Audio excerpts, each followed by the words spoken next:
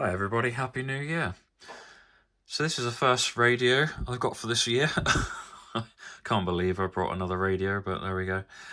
It had to happen because I always wanted the Kenwood R-5000 but could never afford it. There's always a lot of money.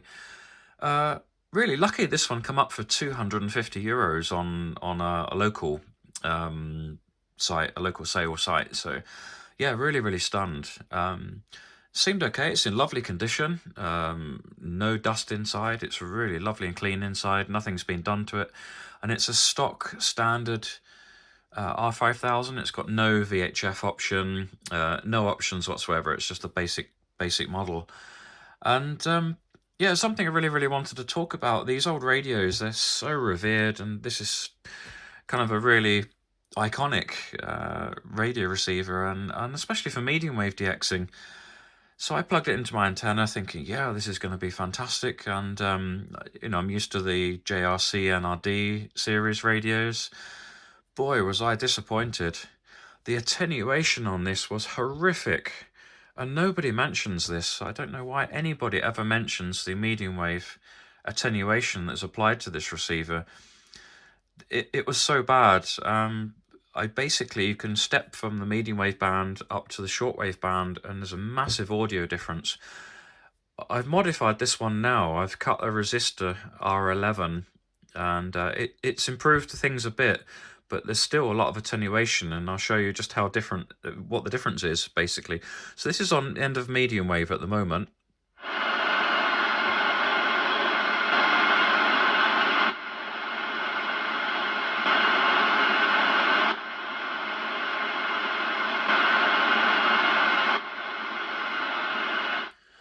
You see the difference there when I change up?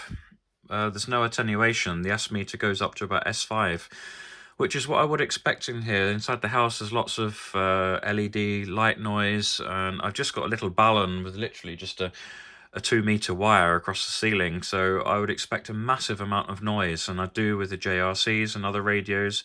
It obliterates the medium wave band.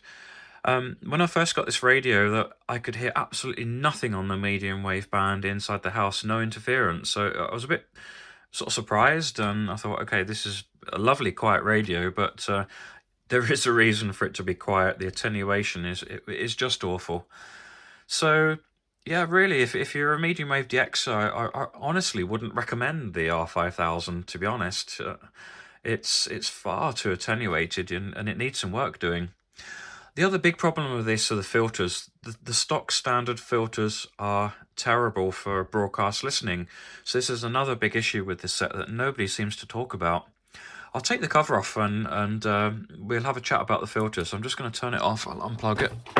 And I've just unscrewed the case ready.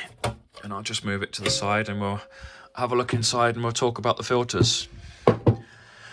Okay, so basically what you've got in the stock standard R-5000, you've got this filter array here, which is not a very high quality filter at all. It's the AM wideband filter. It's particularly bad. It allows lots of adjacent signals coming through. The next filter you have is a SSB filter, the YK88S, which is 2.4 kilohertz. So basically what happens is these filters go in series, and so basically you have to put the narrower filters. This is a very narrow slot, so wide, slightly narrow, even narrower, and narrow. What this really needs, and what you need, is this filter here needs to be changed out for a YK88A or something equivalent to about 6 kilohertz, and that will give you a much better AM wide bandwidth. This filter here, the YK88S, is far too narrow on AM. It's awful. You can't make out any audio, so this is useless for a narrow band AM.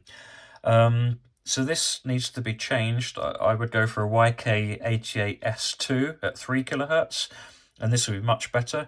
And what this one, maybe you could move this one down, or alternative, what you can do is have a YK88SN, in this position, and then a CW filter here. So what I'm going to probably do, I mean, the filters I have, I'll put a YK88 here, the 6 kilohertz filter here, a 3 kilohertz filter here for AM and SSB, a 1.8.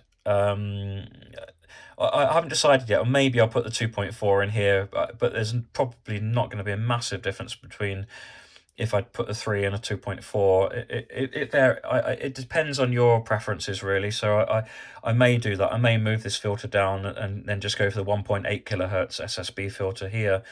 So it all depends. I mean, there's options, but basically you go from the wide and it goes down to narrow. So you have to put them in that order, the way the radio works. So yeah, it's unfortunate, but a bit more money to be spent on this radio. It's just not good for broadcast listening. It really isn't. I don't know how people can say that this was such a wonderful radio.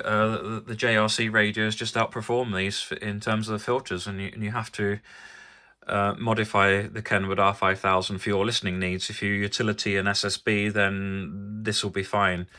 But for broadcast listening and shortwave listening, and especially medium wave DX, this radio in its present setup, it is not good at all.